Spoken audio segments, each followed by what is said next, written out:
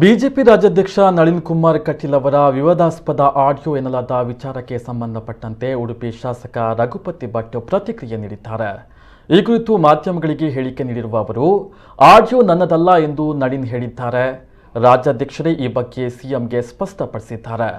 ಮುಖ್ಯಮಂತ್ರಿಗಳಿಗೆ ತನಿಖೆಗೆ ಕೊಟ್ಟಿದ್ದು, ತನಿಖೆ ನಡೆದ ಬಳಿಕ ಆಡಿಯೋ ಪ್ರಕರಣದ ಅಸಲಿ ಸತ್ಯ ಹೊರಬರಲಿದೆ.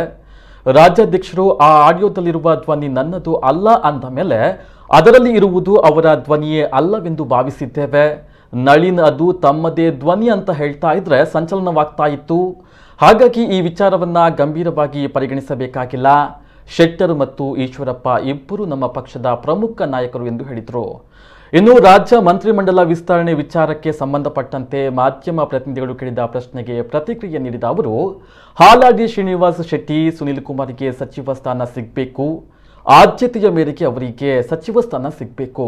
ನನಗೆ ನನ್ನ ಇತಿಮಿತಿ ಗೊತ್ತಿದೆ. ನಾನು ಸಚಿವ ಸ್ಥಾನದ ಆಕಾಂಕ್ಷಿಯಲ್ಲ ಎಂದರು. ಅವ್ರದ್ದಲ್ಲ ಅಂತ ಅವ್ರು ಸ್ಪಷ್ಟವಾಗಿ ಯಾರ ಬಗ್ಗೆ ಅವರದ್ದು ಅಂತ ಪ್ರಚಾರ ಆಗಿದೆ.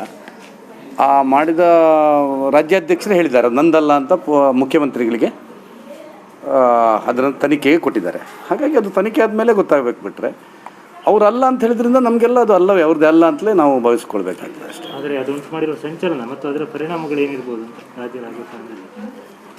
ಅಲ್ಲ, ಅದರಲ್ಲಿ ಅಂಥ ಸಂಚಲನ ಏನು ಬಂದಾಗಿ ಕಾಣೋದಿಲ್ಲ ನನಗೆ. ಮತ್ತು ಈಗ ಅವರು ಅದನ್ನು ತನ್ನದು ಹೌದು ಅಂತ ಸಮರ್ಥನೆ ಮಾಡ್ಕೊಂಡಿದ್ರೆ ಸಂಚಲನ ಆಗ್ತಿತ್ತು. ಸ್ಪಷ್ಟವಾಗಿ ಅಲ್ಲ ಅಂತ ಹೇಳಿದ್ದಾರೆ. ಮತ್ತು ಅವರೇನು ಆ ಮಾತಲ್ಲಿ ಅಲ್ಲಿ ಹೇಳಿದ್ದಾರೆ ಅದರ ಬಗ್ಗೆ ಅಂಥ ಯಾವುದೇ ನಾಯಕತ್ವದ ಬದಲಾವಣೆ ಇಲ್ಲ ಅಂತ ಹೇಳಿದ್ದಾರೆ. ಅವರ ಹೇಳಿಕೆಯನ್ನು ನಾನು ನೋಡಿದ್ದೇನೆ.